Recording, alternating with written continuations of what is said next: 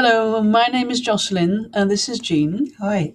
And we are a mother and daughter team based in Holland and we're from the Dutch Art Box. We help artists stop underpricing, overthinking, and second guessing, and we help them move forward.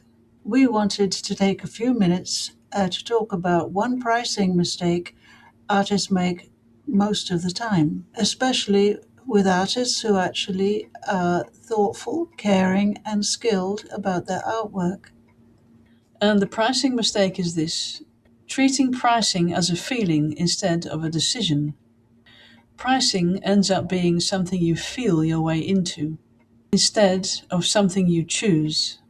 That often looks like changing your price depending on who asks, or apologizing even before you mention a number, or thinking like it feels too much and then you lower the price.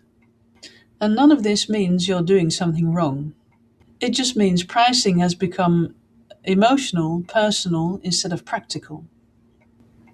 Here's the reframe that changes everything. Pricing is not a reflection of your worth, it's a business decision. Feelings change daily, decisions don't. When pricing lives in your feelings, it becomes heavy. When pricing lives in a decision, it becomes calm.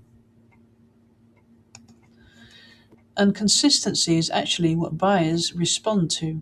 If pricing feels exhausting or uncomfortable, that doesn't mean to say you're bad at business. It usually means you've been trying to figure this out on your own, in your head, without structure or a sounding board. And that's where most artists get stuck. Yep. This is just one of the three pricing mistakes we talk about when we talk to artists. We will be unpacking the other two pricing mistakes in our free live pricing workshop. If this already hit close to home, this conversation will probably matter to you. You don't have to do anything right now, just notice what came up for you while listening. If you want to continue this conversation live, we'll share the details in the emails around this video.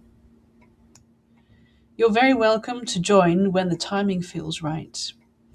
See you next time. Bye bye for now.